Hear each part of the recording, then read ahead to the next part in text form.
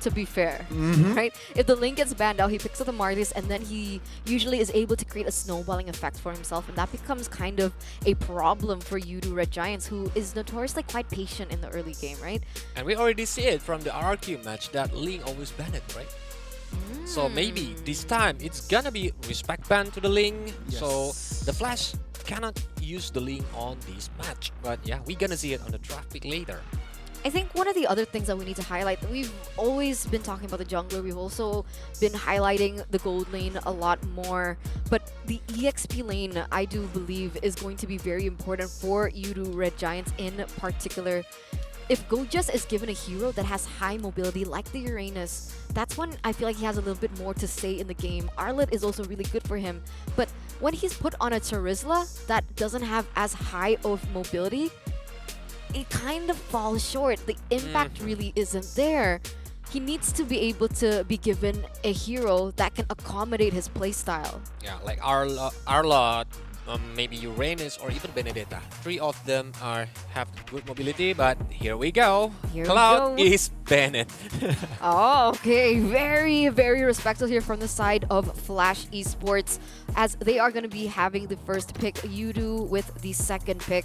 And that makes sense, right? I think Super Red has been able to pull out really insane plays on the Claude in particular. He definitely does still have a lot more in his kit. He can pick up the Melissa, Leslie, Harith. He goes crazy with a lot of different heroes, so it is going to deter him a little bit with that sort of gameplay. But for the side of Yudu, they're going to go ahead and straight take away the Kadita. Well, I expect them to go the same approach as they did last game, right? First phase, this is the same side as well. Flash last time around, they banned out the Claude, the Fredrin, and the Ruby. Will they do it again? Because it turns out it worked for them, right? So perhaps those same bans here could come through from Team Flash. It might be, because if they're thinking about banning their own Link, it can be true, because the Skies can use Link, right? Yep. So, or they gonna just trade it like, we're gonna open the Link, so we're gonna pick Lancelot later. We don't know. My God, there's so many prio picks opened up because of these respect bans, right? Fredrin taken out. That leaves a lot of options. I think we already touched on the fact that the Ling is still a priority here between both of these teams. Arlet as well, not to mention the Uranus. That's definitely something that Yudu Red Giants can utilize once again here in this next upcoming game. And I'm wondering if the Wanwan is going to be open this time. The 1-1 has been left out though before, if we compare Flash and as well as Yudu. So yeah, it's going to be the similar ban from last game of their series. The Arlet here, only the Joy has not been banned yet from the side of Yudu. But it can be on the third ban, right? Perhaps the third ban here. Last time around, Flash banned out the Ruby. Will they do the same? Let's see, because Ruby have a good AoE to stop the enemies, especially for the melee heroes. Are they gonna play a lot of melee heroes to stop the movement from the Yudu Red Giant? Because look at that, they just have high five together. That's so cute. The wholesome, yeah, the wholesomeness, the camaraderie as well to hype up each other. Let's see, what will they ban? Okay, this time around they shake things up. They will not ban the Ruby out. They ban out the Farsa instead. That's spicy, right? Because we saw in the statistics that Farsa is one of the most picked heroes for the side of Yudu. And fun fact, it's a super, super high priority hero for Zac QT in particular. He has been known for his Farsa. That's his hero, and that's taken away. He does still have the Valentina, however, to utilize as well. And with the Joy being taken out, that actually goes and limits that even further. So Valentina, what else is open here? Yeah, Valentina. There you go, Valentina taken away too. Zac QT, Yves is the option for him now. Yeah, it's gonna be Lancelot and Yves, or maybe I think Lancelot is gonna be picked, but the second one, there's a lot of option for them. Just take the Ling away from Kyrie.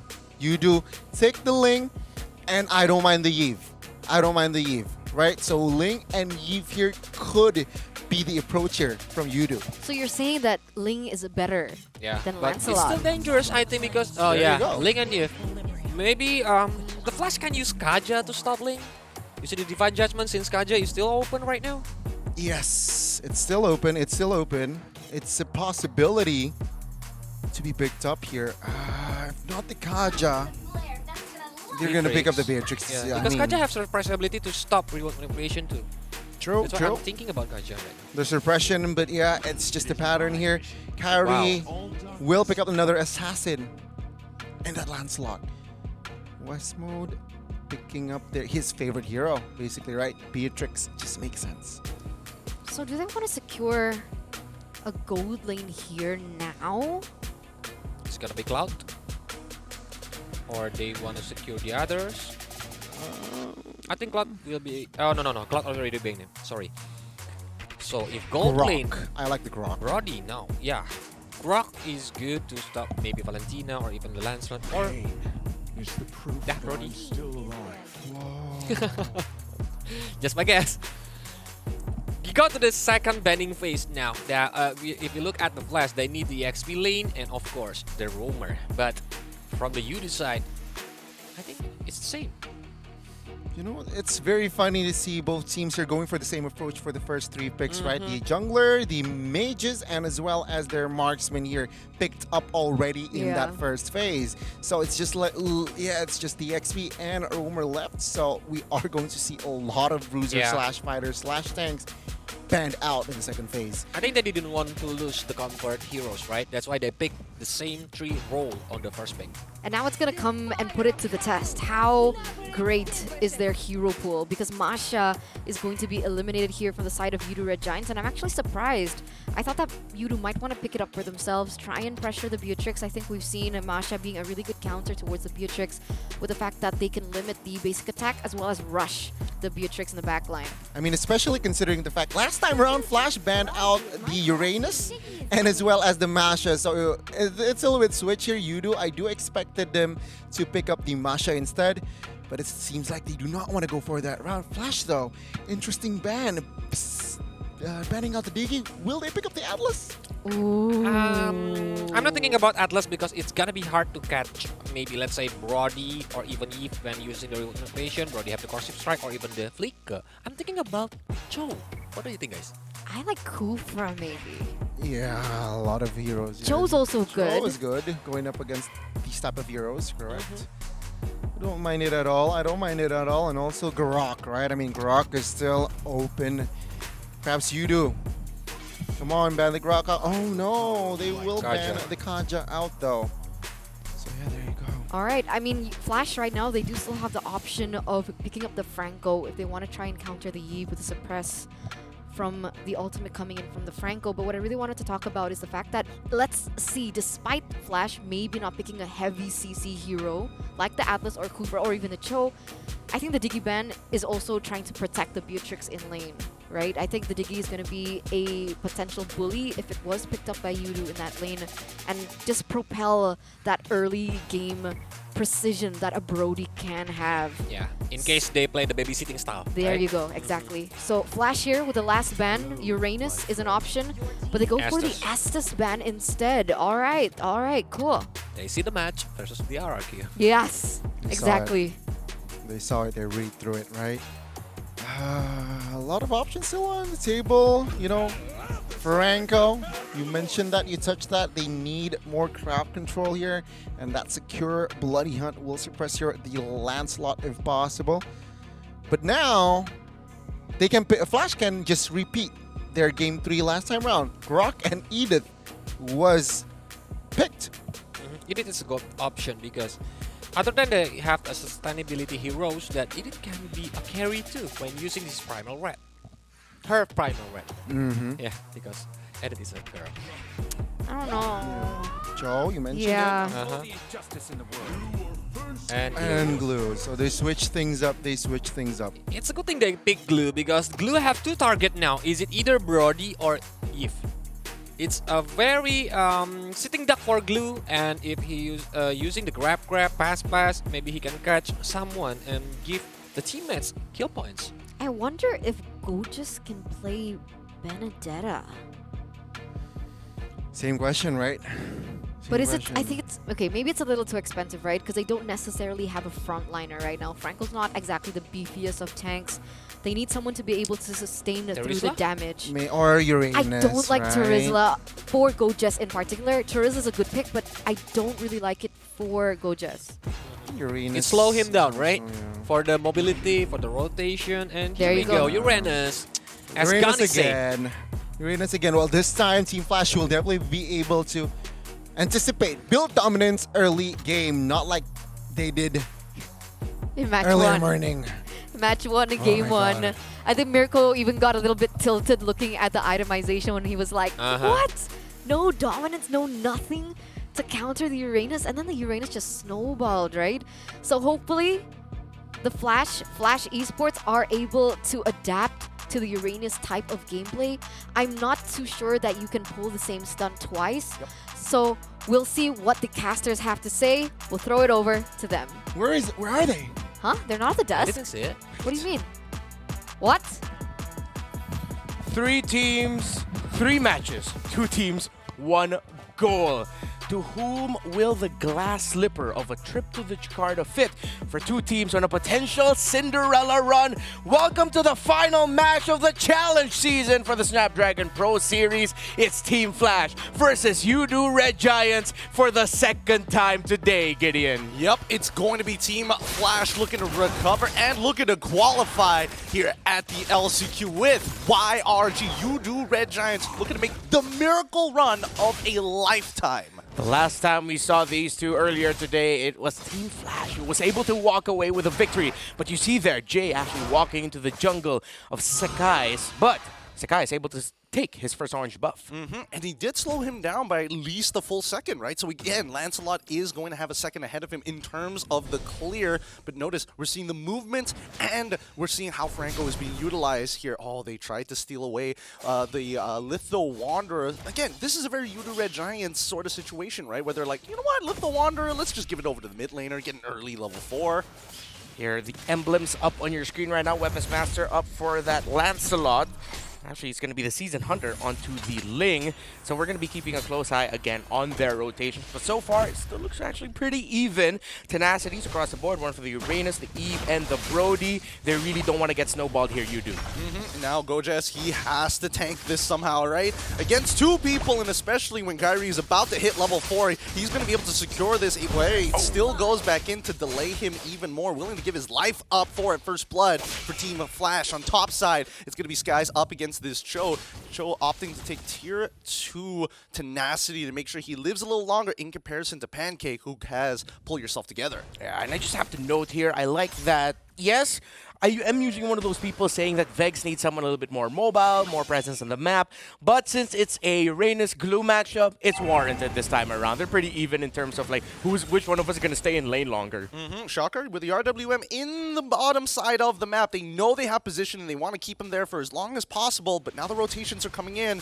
We're expecting to see maybe a contestation. No, not at all. Sky's on the opposite side of the map, and in the meantime, a good kick on towards Pancake. Shocker looking to finish him off with one more Shadow Strike, but it's going to be Jay who secures it at the end of the day. Yeah, and Team Flash still look very comfortable going up against Udo Red Giants, but Sakai said, you know what, I'm going to take your purple buff away from you.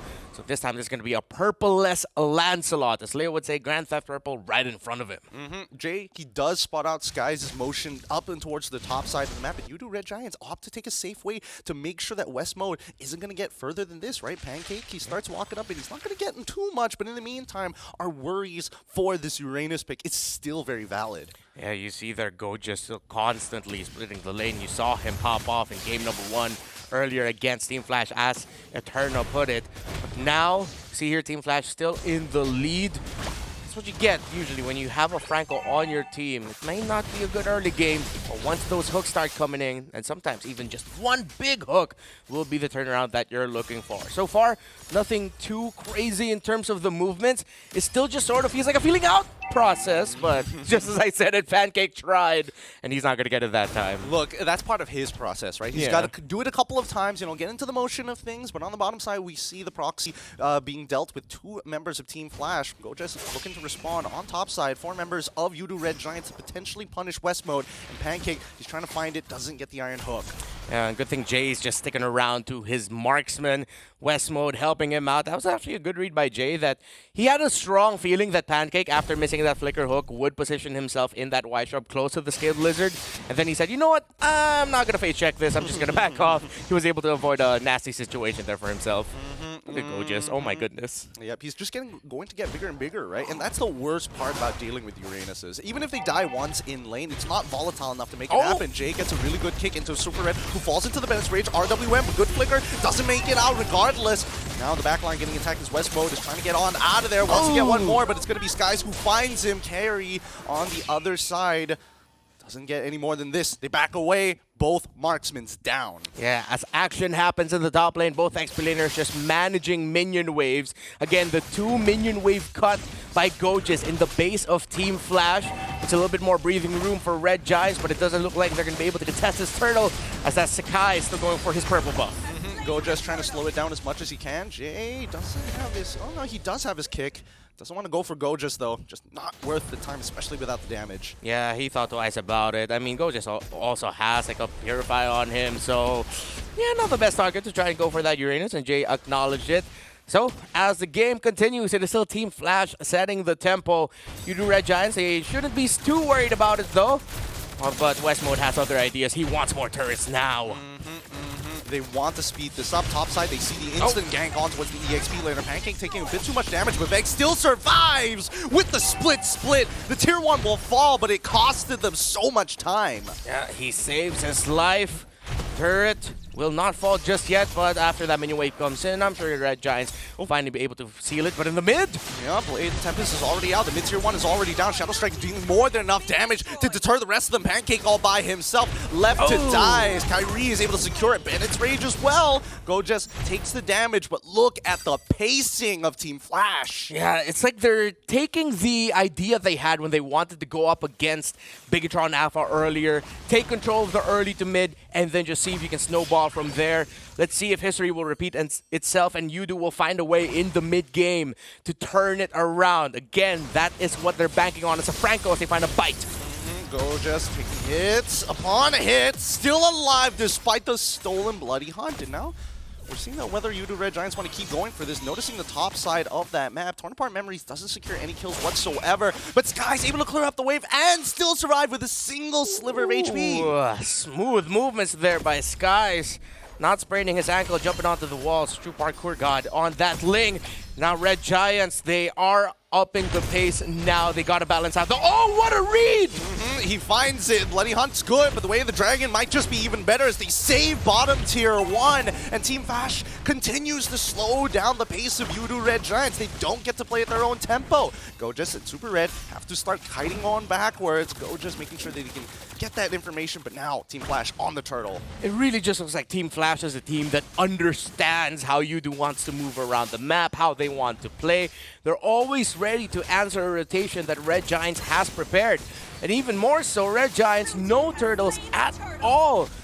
That's Team Flash getting everything right now. And with this mid lane tower going down early, this mid to late game is not going to be easy for Red Giants. This is compounding interest, right? Right from the very beginning of the game. The slowdown onto Skies, the fact that they managed to hold that tier 1 on top for a second wave, the fact that they managed to keep that bottom tier 1, you can see the time is starting to accumulate. As Red Giants now try to make a play for the mid, there's a conceal. Gorgeous tries RWM, catches 2. Still Shocker is still alive. Jay looking for the kick of a lifetime. Gets into the RWM, locked down towards Kyrie's side. Super Red able to outplay it and get out of the way before getting kicked. Bennett's Rage, they notice where West Mode is, and it's going to be the Torn Apart Memories that secures the kill and not the insurance policy of Skies. That was an easy looking. You are just reading his name. That was an easy looking outplay there by Super Red, but here comes Kyrie. Not going to be committing anymore. Red Giants still cannot get that tower in the mid lane, but the rest of the map is being opened up by Skies. Yep, I mean, it's the tempo breaker. That's the beauty of the Ling.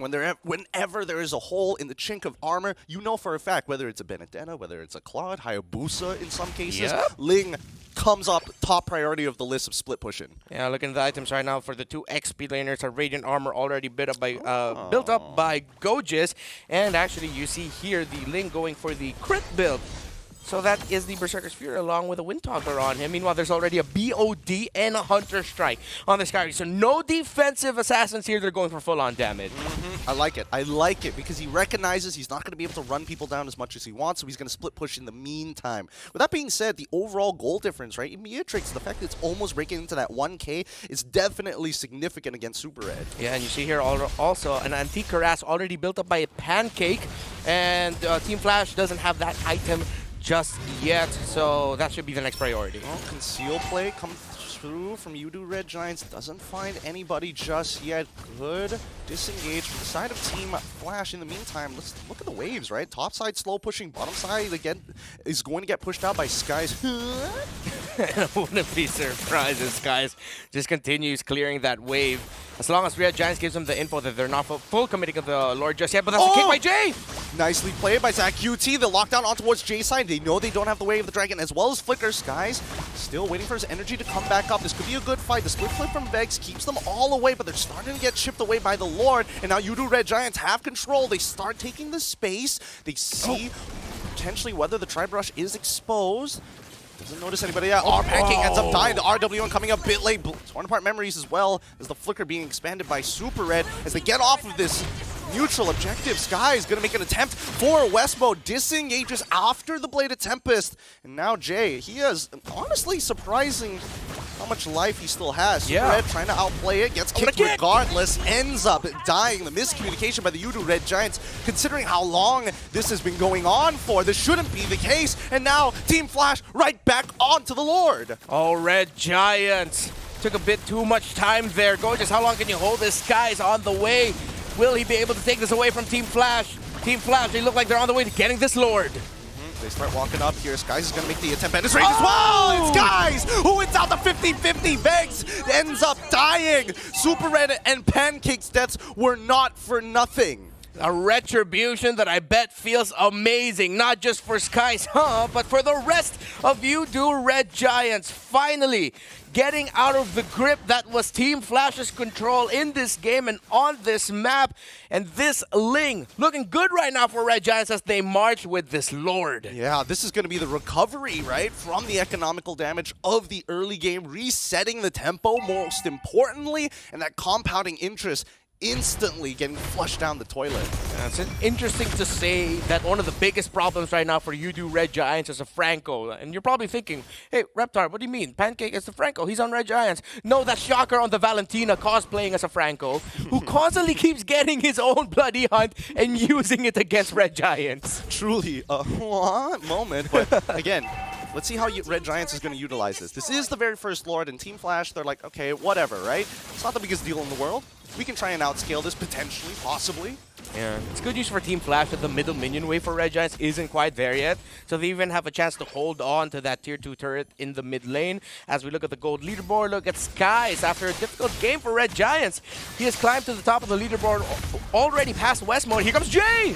He goes in, tries that QT solo, quickly puts down the RWM to keep himself alive. He ends up dying regardless. The Shocker is the backline attack from Jay ends up failing. They trade a mid laner for a roamer. What a find by Jay, getting a W with a K. A great kick coming out of that show, knowing that the Eve plays such a massive role for the Red Giants team fight. They lose a key figure. Item update though, Super Red already has the BOD on him. Along with the Malefic Roar, that's already the core damage items for Brody built up.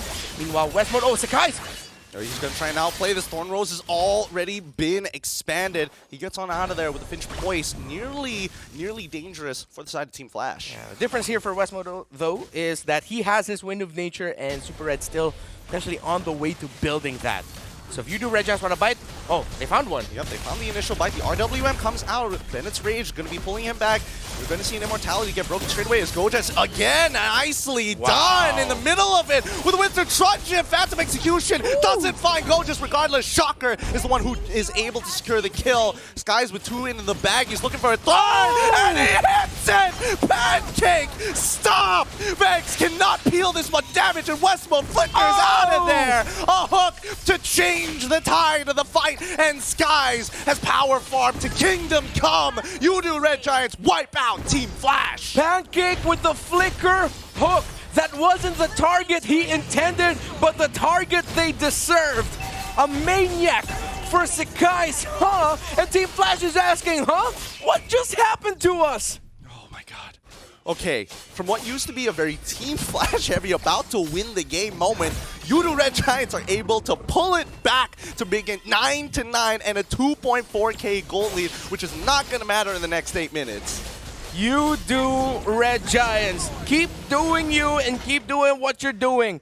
Gojis, again, we've talked about it in the storytelling in the panel segment earlier to this day, the change in his role. Look at me, while the rest of his team is shining and him isolating that Beatrix. And the rest of the backline of Flash was absolutely crucial, able to survive for that long. He only had a dominant size, a radiant armor, and I think this was the key item, the blade armor really helped him out there. For sure, for sure. Pancake currently at a 29% skill accuracy, 6 out of the 21 have been calculated. As they start taking away inhibitors, this is going to be a bad situation for Team Flash. They have enough damage. Bennett's rage has already been expanded. A Shocker tries to slow it down. RWM even more. Skies finds the kill. Godlike got to Kyrie. And now this is really dangerous. 4v5. They try their best. Torn apart memories is Chunk Shocker low. He has to reset. Fierce Passion as well being expanded with Bite on top of Vex. And the kick coming in on towards Pancake is going to slow them down. But Vex with split ends up falling regardless. Super Red still able to free hit out of his mind. And that's going to be the final inhibitor down.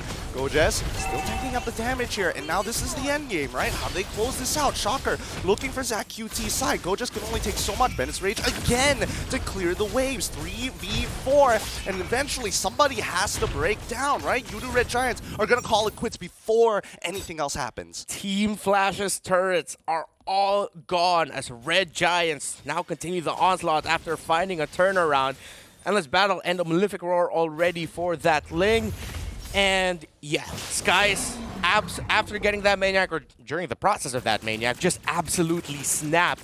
Being able to even solo kill Kyrie and stopping him from defending the top inhibitor. Hence why there's no more turrets on the side of Team Flash. And the craziest part about it is that he has so much money that he's juggling his items, right? He sold the Berserker's Fury and said, you know what? I can purchase it again later on if this doesn't go well. So now we're back into the stalemate, right? The Cold War between Yudu Red Giants versus Team Flash. Gojes, he's going to open up the map, right?